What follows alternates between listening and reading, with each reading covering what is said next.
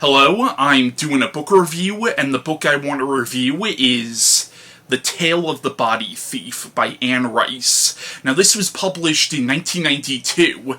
I was also published in 1992, but that's not as important. Now, The Tale of the Body Thief is the fourth book in Anne Rice's horror/dark fantasy series, The Vampire Chronicles. The first three books in this series being Interview with the Vampire Lestat, and The Queen of the Damned. Now, I already reviewed the first three books in this series, and I'll leave links in the description below to where you could check out those reviews. Now, Anne Rice's influence on especially the vampire subgenre cannot be understated, because if you look back at classic vampire stories like Carmilla, or Dracula, or I Am Legend, or even Salem's Lot, the vampires are always the antagonists. They're always the villains of the story, and you're supposed to root for the human characters going up against the vampire. Anne Rice, I don't want to say she was the first person to do this, because truth be told, I'm not completely sure if she was, but she definitely was one of the first, and one of the people who really popularized the idea of the vampire being the protagonist, where we're following the vampire throughout the whole story. And the vampires of Anne Rice's stories are not inherently good or evil. Yes, they feed on human blood, but they do that in order to survive, and really they're just evolved beyond us, and she really does get into the psychology of what would it actually be like to be a creature like this. And you can see her influence on stuff like True Blood, The Vampire Diaries, and dear God, even Twilight. Now, The Tale of the Body Thief is an interesting one because in this you really do see Anne Rice, I think, kind of experiment with her Vampire Chronicles series and take her vampire characters in directions that we never really saw them before. And the book itself is kind of a take on the story of Faust. Now, Faust is an old German legend or folktale about an alchemist who sells his soul to a demon named Mephistopheles or Mephisto, who, depending on who's telling the story, is either Satan himself or just a messenger of the devil. And the story was adapted into a play in the 18th century by Goethe, which is probably the most famous interpretation of the Faust legend. But in the story, Faust, he sells his soul for youth and worldly pleasures and forbidden knowledge, and the whole story is about the consequences of Faust doing this. And in Tale of the Body Thief, we see Lestat, who is the main character of this series, make sort of a Faustian deal, not literally with the devil, but with somebody who has the ability to give Lestat something that he desires, and the whole book is really about the consequences of Lestat making this deal. Now, what the plot of The Tale of the Body Thief is, it's set a few years after the events of The Queen of the Damned. We find out in that time that Lestat has become very close with an elderly human man named David Talbot, who was introduced in Queen of the Damned as the leader of the Telemasca, which is a secret organization that documents and studies cases of the supernatural. And Lestat has offered to turn David into a vampire, but David has outright refused, and Lestat seemingly respects his wishes. But it turns out Lestat is having essentially an existential crisis, and he's becoming disillusioned with his existence as this vampiric being, and even attempts suicide at one point, which doesn't exactly work out for him. But in the story, Lestat is being stalked by somebody who appears to be immortal like his friend David, but this man eventually approaches Lestat and gives him a copy of the short story The Thing on the Doorstep by H.P. Lovecraft. Later on, this man gives him a copy of the short story The Eyes of the Mummy by Robert Bloch. What both these stories have in common is they're about body swapping. Later on, this man gives Lestat 2 copies of these movies on the same subject. This man, whose name is Raglan James, we soon learn was an excommunicated member of the Telemasca, who is a very powerful psychic and sorcerer and a master at astral projection, human, and he actually has the ability to transfer his mind and soul into other bodies. And in fact, the body that he currently inhabits is not even his original body, but a body that he stole. But basically, James offers Lestat this deal to temporarily switch bodies, where Lestat will, for a brief period, be human again, and James, for a brief period, will have Lestat's vampire body. And despite warnings from David not to trust this guy at all, Lestat goes through with the deal, but it turns out James has tricked him and has no intention of switching back. So now Lestat is trapped in this human body, and with David's help, they go on a mission to try to get his old body back and stop James. Now, The Tale of the Body Thief, it's not as good as the first three, but it is a really fun read, and technically you can read this without having to read the first 3 volumes of Vampire Chronicles. At the same time, I feel like you should be at least familiar with the events of Interview with the Vampire, because a lot from that book comes into play in this. Because Louis, the main character of Interview, does show up in this quite a few times, and also, throughout this book, Lestat is being haunted by the ghost of Claudia, who was the little girl that was turned by Louis and Lestat in Interview with the Vampire and became their adopted daughter, but then was tragically murdered by other vampires. And in this book, we just see how impulsive Lestat is. Like, he's warned ahead of time not to go through with this deal and not to trust James, but he does it anyway, and he ends up paying for it dearly. But does he learn from it? That's a little more debatable. And in a way, even though Lestat is clearly very intelligent, and even though he's been alive for over 200 years, in a way, he sorta has the mentality of a teenager.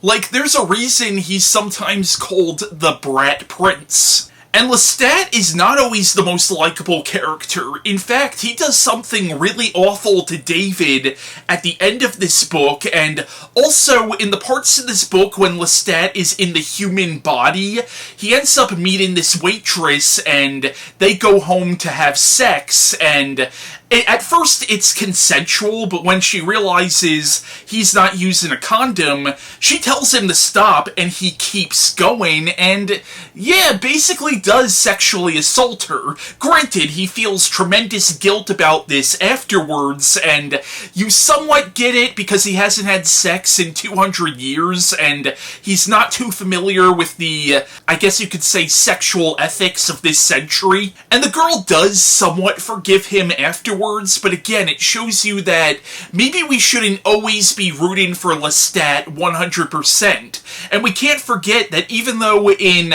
the last few books he was the main character, in the first novel, Interview with the Vampire, he was the villain of that novel. But there's also a lot of humor in this book as well, like when Lestat does become human again, it kinda sucks for him, because, like, when he has to shit or take a piss, keep in mind, he hasn't done that for 200 years, so it's freaking disgusting to him when he does. And even getting a simple cold is like the worst pain imaginable to him, because again, these things that for humans are minor inconveniences, because he hasn't experienced them for so long, again, it's really freaking painful to him. And much like the first 3 books, it's also quite philosophical as well. There's a lot of philosophical musings about the nature of existence, the possible existence of God, and I like that. I like this idea that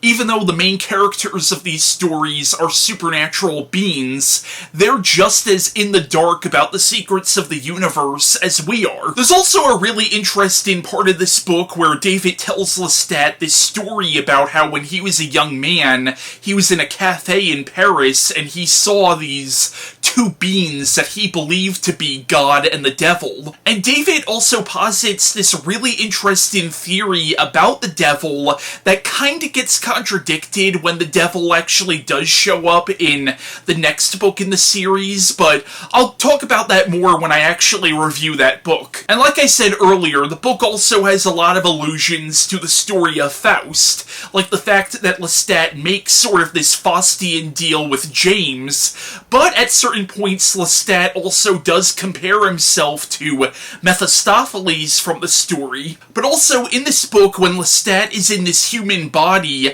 he ends up meeting this nun named Gretchen, who he basically falls in love with, but later on in the book, when he does return to his vampire body, he goes back to her, and let's just say it does not go well at all. But I feel like that character's name had to be a reference to the character of Gretchen from Goethe's Faust, who is a woman that Faust falls in love with, but things do not end well for her at all. Now, there was a comic book adaptation of this sometime in the 90s, but for several years they were actually trying to do a movie based on this book that, as far as I know, was going to be a standalone film and have no connection with the movie version of Interview with the Vampire or the movie version of Queen of the Damned. Well, in that movie's case, I understand why you wouldn't want to connect it to that. Now, recently, the first novel, Interview with the Vampire, has been adapted into a TV series of the same name on AMC. I haven't watched any of the show. I've heard it's actually quite good, but it does change a lot from the books. For example, Louis and Claudia are actually black on the show, which I don't mind that. I'm not one of those people who get all bent out of shape when they change a character's race for an adaptation. But I know Raglan James, the main antagonist of Tale of the Body Thief, does actually show up in the present-day portions of the show, kind of implying that they might eventually adapt the events of this book on the show. But yeah, that was my review of The Tale of the Body Thief by Anne Rice. Now, before I end this video, I want to cut to my friend Christian Feliciano, giving his thoughts on this novel. What I love about The Tale of the Body Thief is that it shows you the curse of a vampire. I mean, they all do. All these books really do. But, you know, it really does show you, like, what would it be like to be this immortal vampire? You know, you'd probably be depressed. The fact that you have to feed on human blood and you have to live with the losses that, you know, of your past. And you have to continuously be haunted by the nightmares of your past. And I love that Lestat is that character. He shows us what depression is. It shows us what the curse of the vampire is. And just in general, yeah, it shows us what depression is. You know, I love that it goes through depression. And those people who have suffered with depression will really relate to him in this. And I love that he decides that he's no longer wants to be a vampire. He wants to trade his body, which is what he does. He gives his body to somebody else, and it's a crazy mistake. Because now this person has the body of pretty much a vampire god. Not literally, but still. Lestat is very, very, very powerful. And to give give such a powerful body to somebody else when you don't know what they're going to do with it is just a big mistake. And Anne Rice did an amazing job writing this book. It's just a really fun book. It's a really crazy premise, because if you are a fan of superhero comics, you would know that this has been done 100 times before, where two people switch bodies and it just turns into a big mess. The most recent one I can remember was actually a few years ago, Superior Spider-Man, when Spider-Man and Dr. Octopus switched bodies, whatever was going on there. So it's a concept that had been done before many times, but I love Anne Rice's take on it. I love that she was willing to do just a crazy story of mind swapping or spirit swapping, whatever you want to call it, and she made a great story out of it, especially with vampires. That's really cool. How she was able to take pretty much a comic book dopey idea that most comic book fans kind of go, again, that kind of thing, and make it cool. She makes you like this book. This is a really good book. I really enjoy it. Tale of the Body Thief is One of the best Vampire Chronicles books, but I'm going to say that about all of them because, of course, I love this series to death. And I highly recommend everybody check it out. You will definitely enjoy this book if you love vampires, if you love Anne Rice but you've never read the Vampire Chronicles, or if you've read the Vampire Chronicles but you've never read this one. Check it out. I promise you are going to enjoy it just as much as the other ones. And yeah, thank you so much. Bye bye.